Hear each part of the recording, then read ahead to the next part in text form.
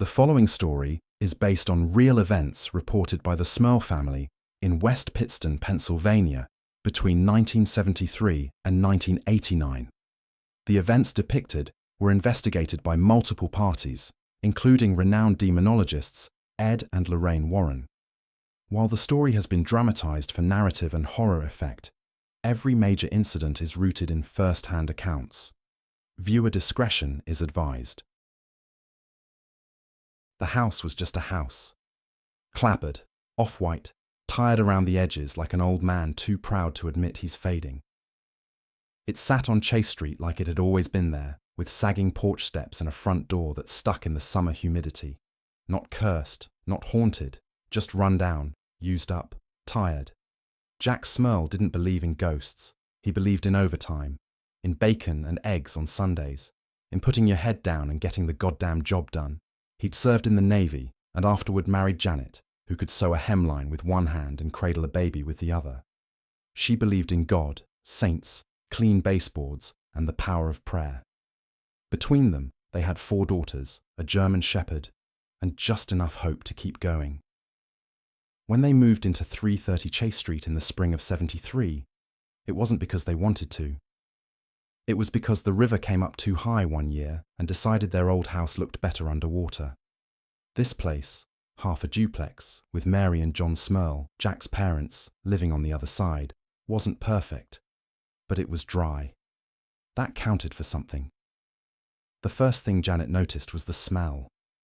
It came in waves like something had died behind the drywall. Not constant. That would have been easy. No, it was meaner than that. It crept in when she was folding laundry, or cooking dinner, or leaning in to kiss her daughters goodnight. Rotten meat, wet dog, a sour iron tang like old blood and copper pennies. Jack didn't smell it, not at first, not until it decided to show itself to him too. The noises started not long after, not just bumps in the night, though there were plenty of those, but voices, whispers too low to make out, like someone muttering behind the walls, having an argument just beyond the reach of reason. Janet said it sounded like they were underwater. Jack said it sounded angry, and the cold, not the kind that made you shiver and grab a sweater, the kind that crawled into your bones and set up shop, like it knew the heat would come back eventually, but it wasn't in any rush. Janet prayed harder. The girls started waking up with nightmares. Always the same thing, something in the corner, watching, not moving, just there. The kind of nightmare that stays with you in the daylight, that makes you check the back seat of the car before you drive anywhere. Jack began to dream too. He didn't talk about them at first. Men like Jack didn't talk about dreams, but they clawed at his nights until sleep became something to fear. He dreamt of black water, of clawed hands reaching up from floorboards, of Janet's voice coming from the wrong direction. Once, he woke up and swore something had been in the bed with him. Something cold and heavy, pinning him down, breathing into his mouth. He didn't tell Janet that one. He just started sleeping with the light on. Mary, Jack's mother, started hearing voices when she was alone. Not whispering now, laughing, chuckling, high and thin, like the giggle of a child with something sharp behind its back. She stopped going into the basement. So did Janet. So did the girls. They said it didn't feel right down there, like the air was thick, like the shadows were breathing. One night, the hallway light turned on by itself, just a flick, a blink, and then the kitchen faucet started running. They replaced the bulbs, called in an electrician, got the pipes checked. But the house didn't care. The house had teeth, and it had just started biting. It got worse in August. The kind of Pennsylvania August where the heat sticks to your skin and the air feels heavy with something you can't name. Chase Street baked under the sun, but inside the Smurl house, the cold didn't leave. It crept through the floorboards at night. It settled into the crawl space beneath their beds. It breathed against the windows when no one else was home. Then the house started touching them. It began with Janet. She was washing dishes when it happened, Tuesday around 6:15. The girls were setting the table, and Jack was reading the paper in his chair, his socked feet resting on the ottoman, TV humming low in the background. Janet felt it behind her. Not saw, felt. A pressure, sudden and wrong, like the air itself had tensed. And then something brushed her back. Not a bump, not a draft, a stroke. She dropped the dish in the sink. It shattered. The girls jumped. Jack looked up. She told him the force it shocked her. He didn't argue. But that night, she slept with the rosary in her fist, her knuckles white. A few days later, Jack was in the garage, fixing the lawnmower. It was quiet. No birds, no cars, just the sound of his tools clinking and the slow hum of something pressing in behind him. Then came the smell, rotten eggs and burnt hair, and something heavy slammed into him. No warning, no sound. Just bam, like a linebacker at full speed. He hit the floor, skinned his elbow, and bit down so hard on his tongue, he tasted blood. No one was there. He didn't tell Janet. She was already on edge. The girls were quieter now. They kept to the upstairs rooms during the day and begged not to be alone at night. Mary, stoic, Catholic, too old for nonsense, started sleeping with the lights on. Then came the scratching. It started in the walls, soft, rhythmic, like claws on old wood. At first, they thought it was mice, maybe raccoons. Jack set traps. Nothing came up. No droppings, no chewed wires, no explanation.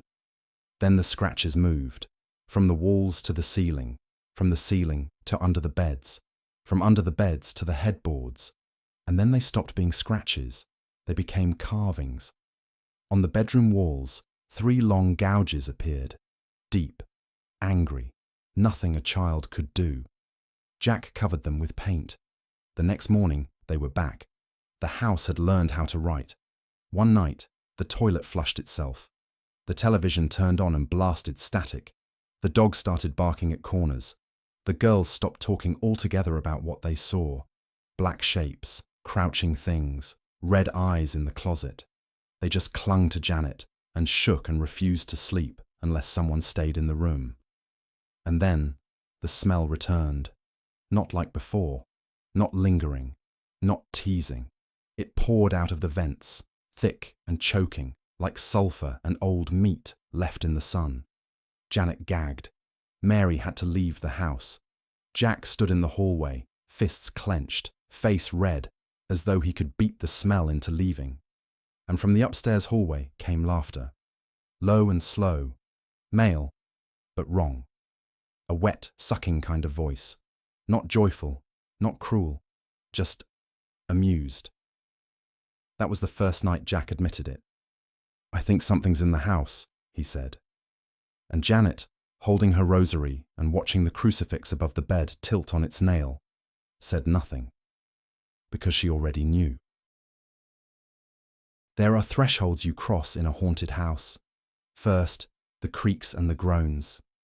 Then the whispers, the shadows, the touches. Then comes the thing you don't say out loud.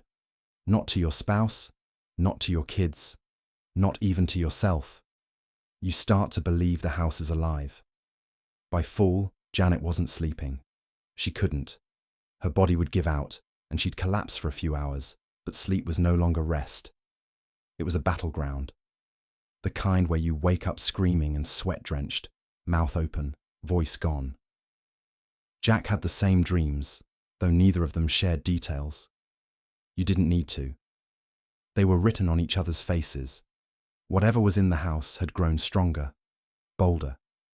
It wasn't hiding in the walls anymore. It wanted them to know it was there. The first time Janet was attacked, it was the middle of the day.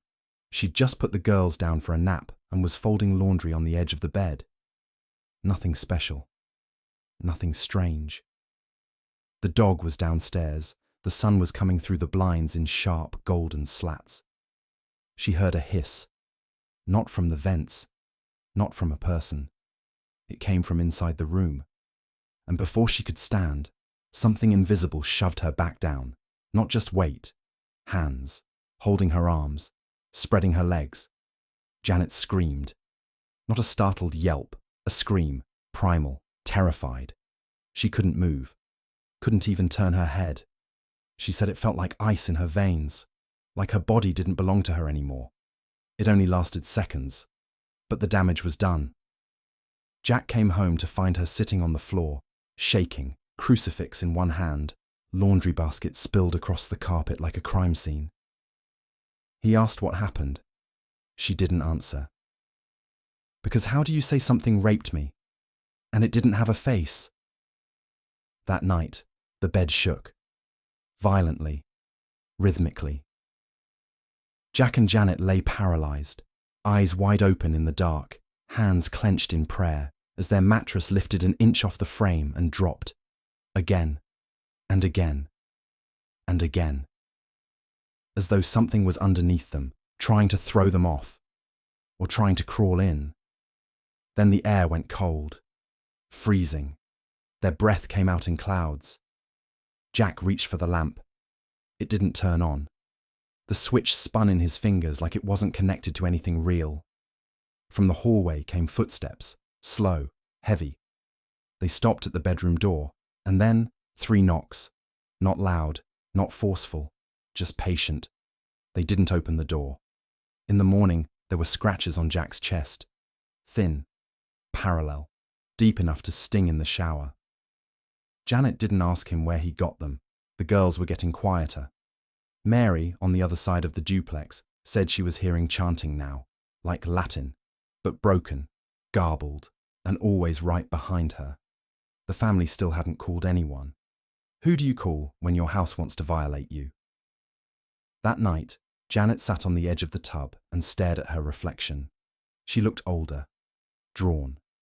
There were bruises on her inner thighs and she hadn't bumped into anything.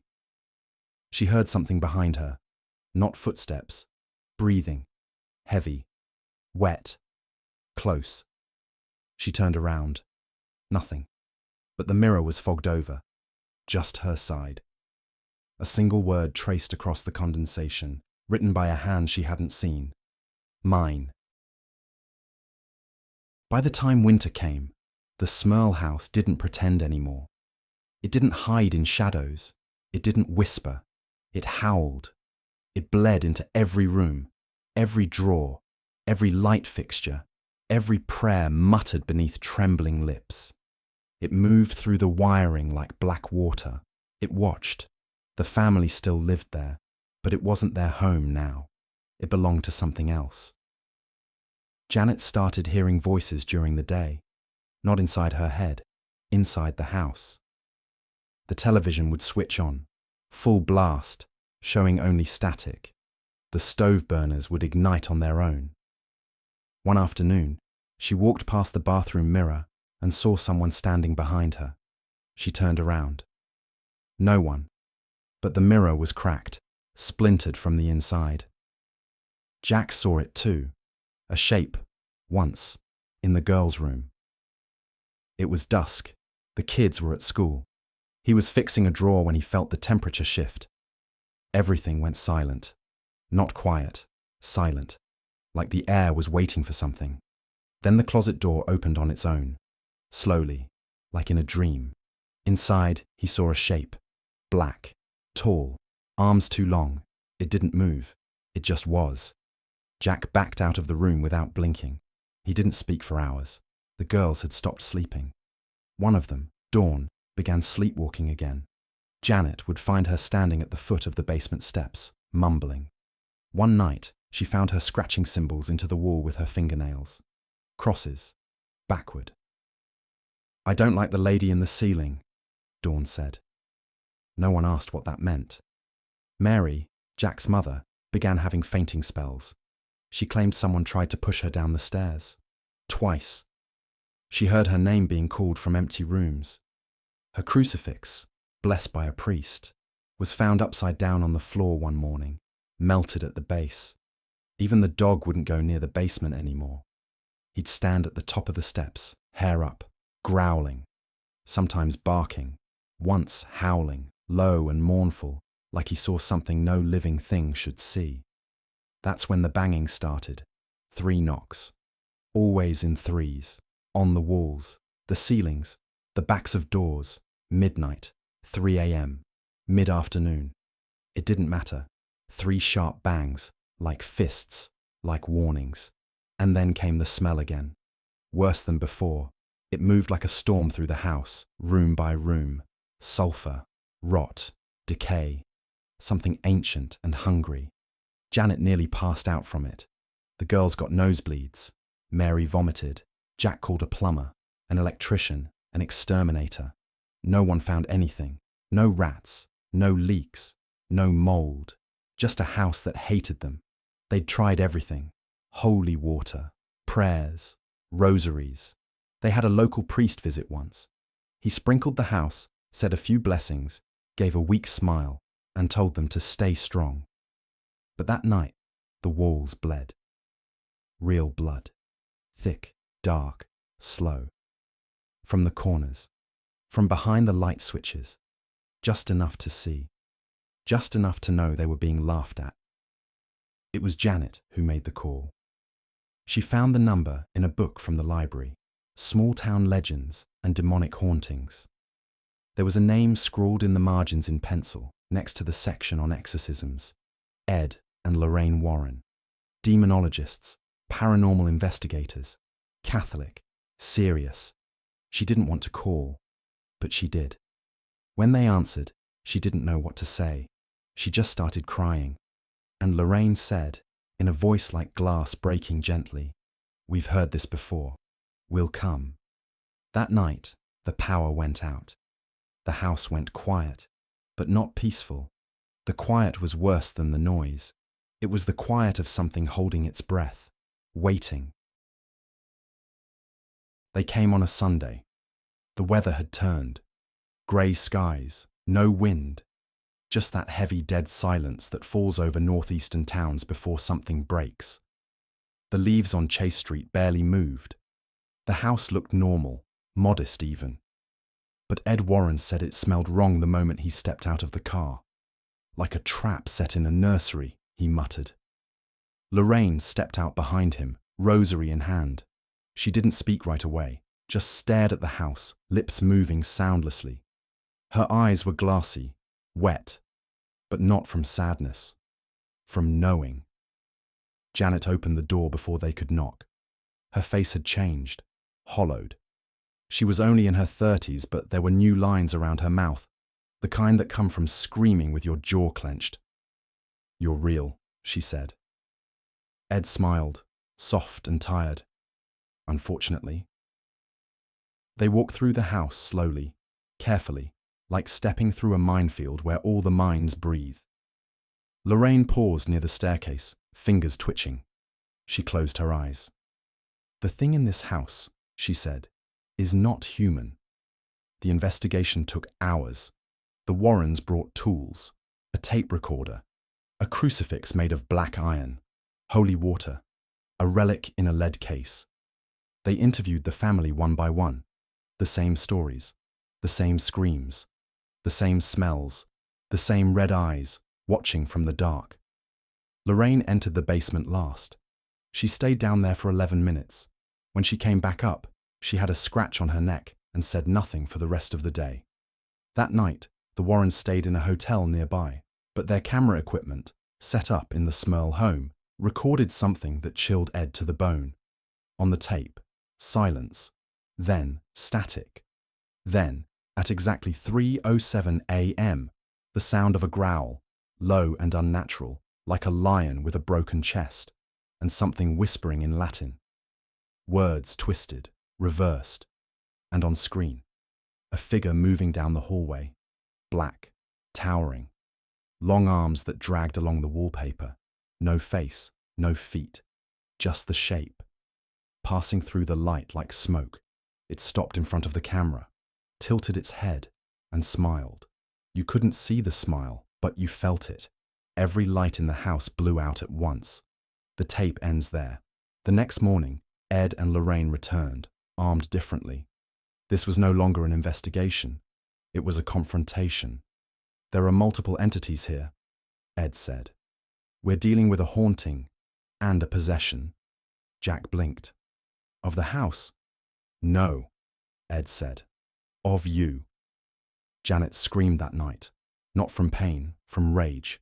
Something was inside her, not full possession, but an intrusion, a pushing presence behind her eyes. It moved her lips without permission. It whispered in her voice when she tried to pray. "I'm still here," it said. And it meant both of them. Lorraine warned them. Whatever was inside the house fed on fear, stress, illness, shame. The more the family suffered, the more it grew, and it had no plans of leaving. "They want to break you," she said. Jack looked at his wife. Her hands shook as she held the rosary. She wasn't blinking anymore. "They already have," he whispered. The Warrens would need help, serious help. A formal exorcism was the only answer. But the church didn't hand those out lightly, not for noises and bad dreams. They would need proof. But in that house, proof always came at a cost. And the house was still hungry. The church doesn't move quickly. Not when you say demons. Not when you say rape. Not when you say the walls bleed at night and your children sleepwalk into the basement muttering backwards. Ed Warren made the calls, sent the tapes, sent the photos. He filled out forms with long words like demonic oppression and non-human entity and subjugation. The diocese responded 3 weeks later. A polite letter. No exorcism. Not yet. They'd send a priest. For observation. The priest's name was Father O'Leary. He was young. Clean shoes. Soft hands. When he walked into the house, he smiled too much. Called it a troubled atmosphere. Said he would offer prayers. He sprinkled holy water. He read from Psalms. He stayed for 40 minutes. No shaking walls. No sulfur. No screams. Just quiet. On his way out, he said, "Try to get more sunlight in the house." That night, the house answered. It started in the walls, scratching, not like rats, like claws.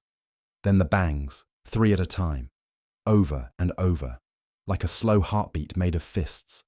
Then the smell hit, stronger than ever. Janet collapsed. The baby started crying from a dead sleep. All 4 girls woke up screaming. Same moment. Same word. "Fire!" There was no fire. Just the smoke alarm going off with no smoke. Lights flickering. Furniture shaking. Jack tried to calm the kids, but the door slammed behind him and wouldn't open. He screamed Janet's name until his throat cracked. And then came the worst part. The moaning.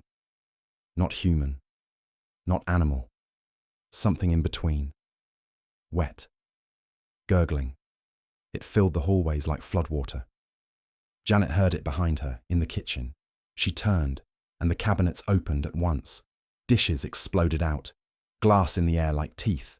The table flipped. The crucifix on the wall spun upside down, then snapped in two.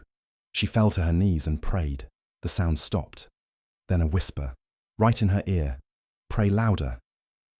She ran to the girls' room. They were huddled together, eyes wide, whispering Hail Marys. Dawn pointed to the closet, said there was a man in there, grinning. Jack got the door open at sunrise. The entire living room was torn apart, deep gouges in the walls. The carpet soaked, but not with water. Something darker, thicker. That morning, Father O'Leary returned.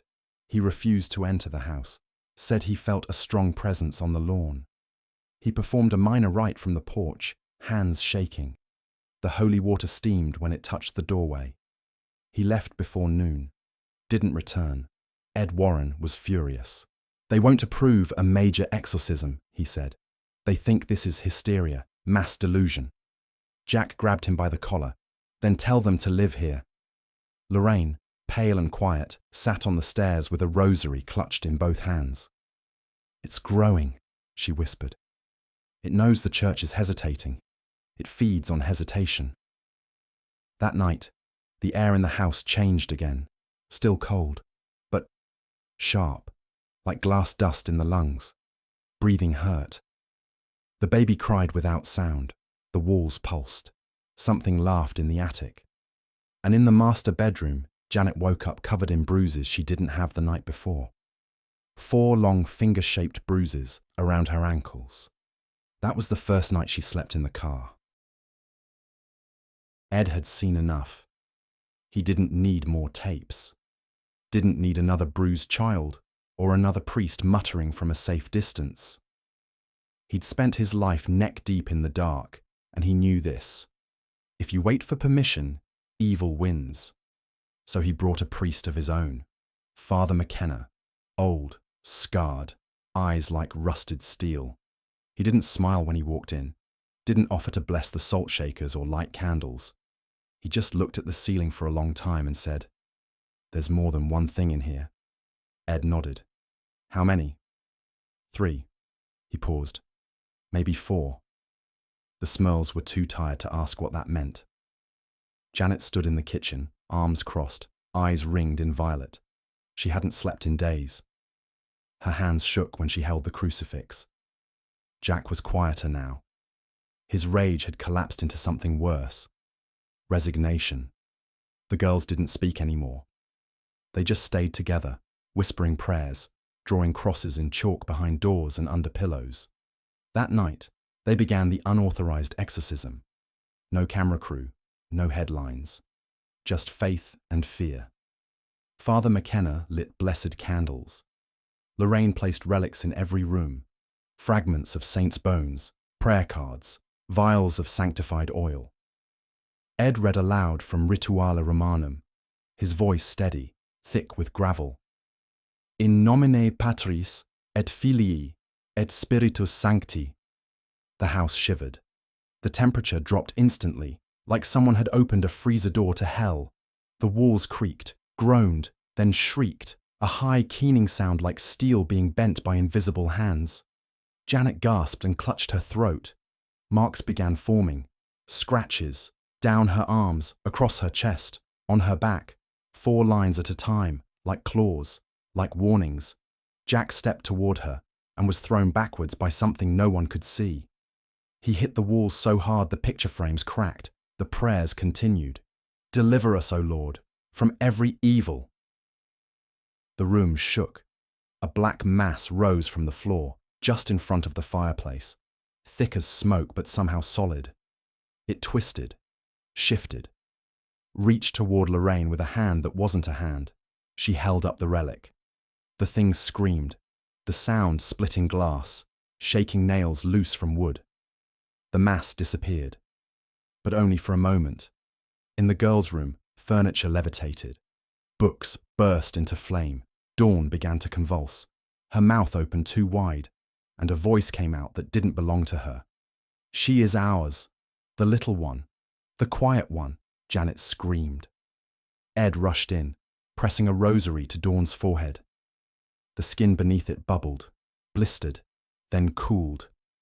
Dawn collapsed. Her lips were blue, her breath shallow. She survived. But something had changed. The exorcism drove one spirit out. Maybe 2, but it angered the rest. Father McKenna was shaken. "This isn't just a haunting," he said. "This is a siege." And now the entities weren't hiding anymore. They'd started mimicking.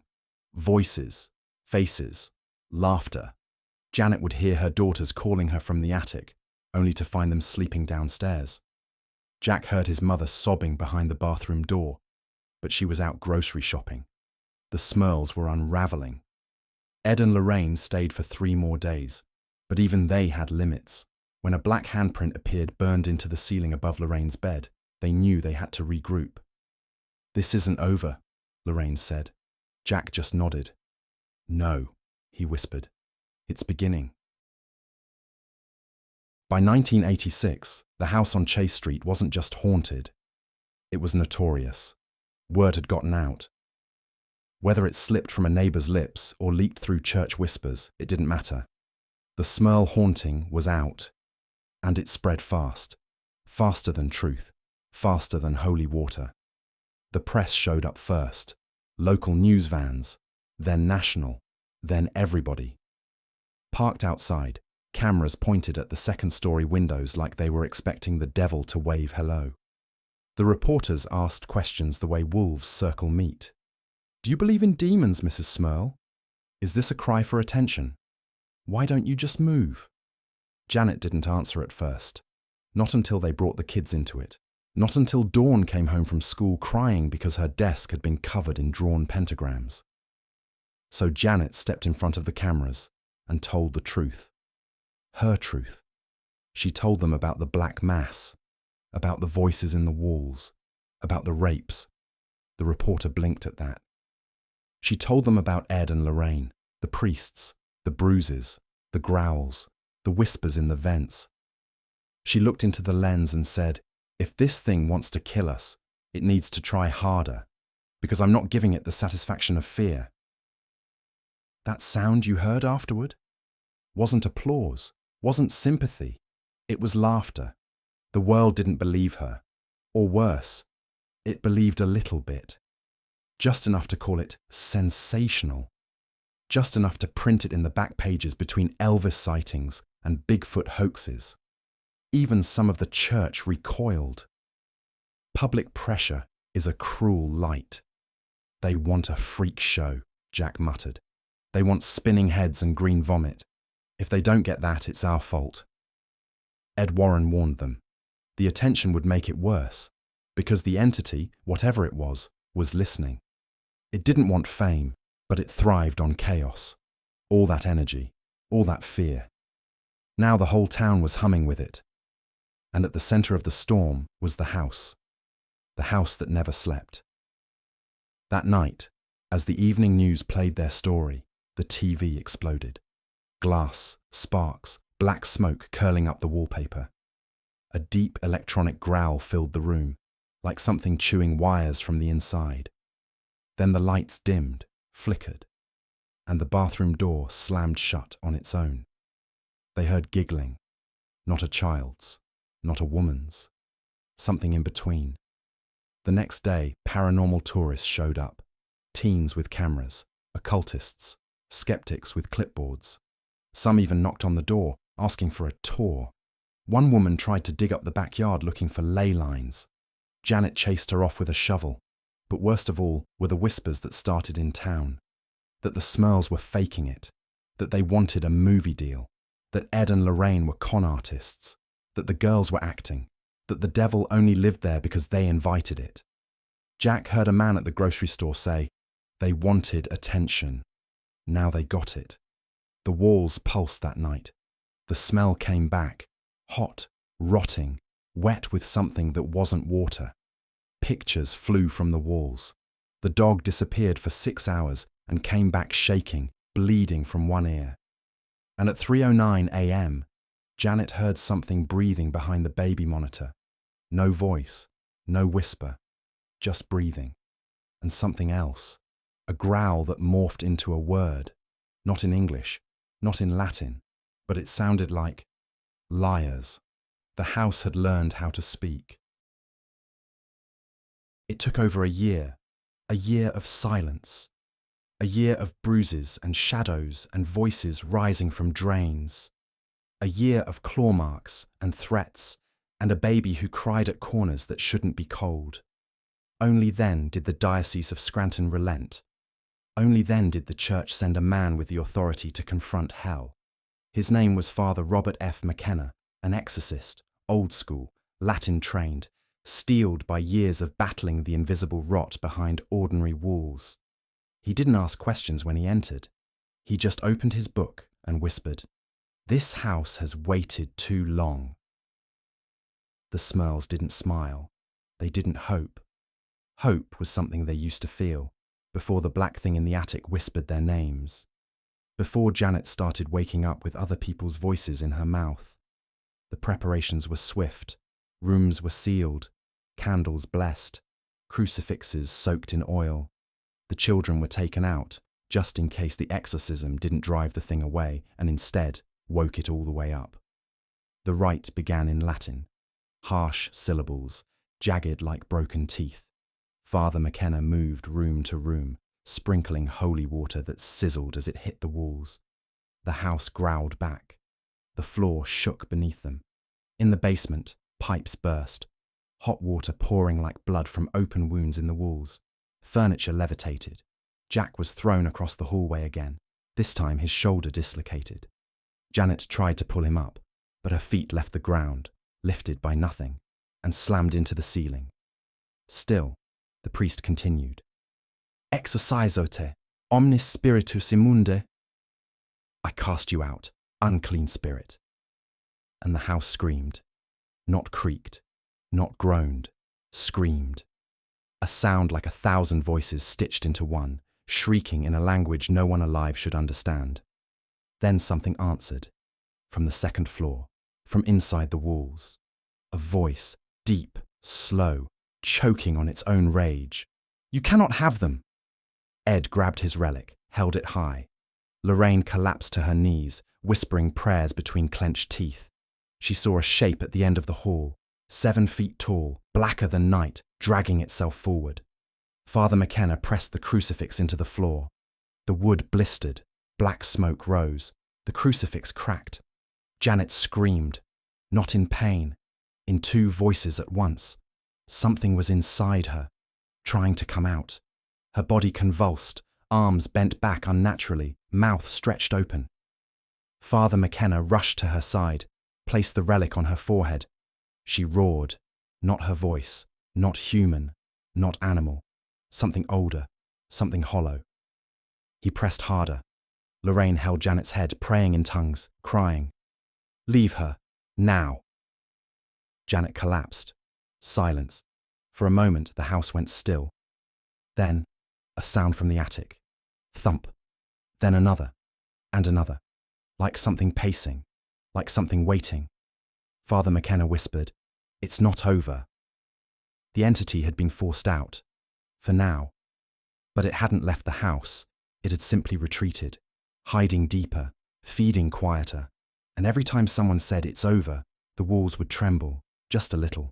Just enough to say, "Not yet." The house was quiet. Not peaceful. Not healed. Just quiet.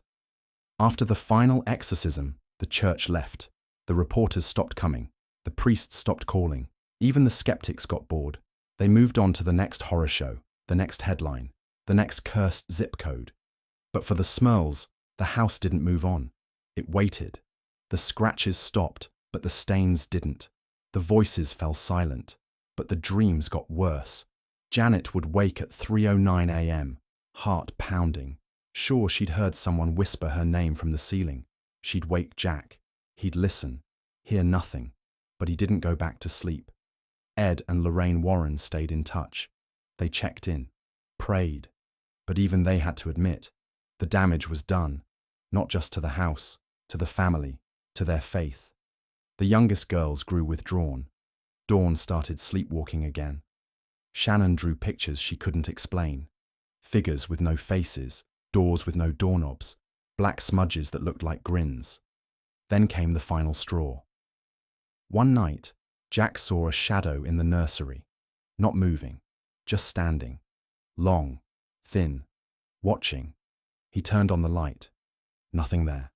But in the crib, the mattress was burning hot. He didn't wait, didn't ask. They left the next morning. Boxes packed by noon. Truck loaded by sunset. The house behind them, still and silent, like a predator pretending to sleep. Janet didn't look back. Jack did, and saw the curtain in the upstairs bedroom move.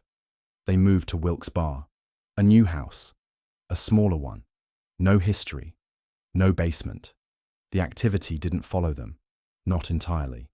There were bumps, cold spots, the occasional bad dream, but nothing like Chase Street, nothing like it. Janet said, whatever it was, it wanted the house more than us. Jack wasn't so sure.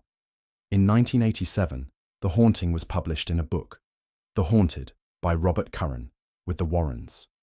The church still refused to make an official statement. Some called the family liars, others called them victims. Some said both. Years passed. The story faded into folklore.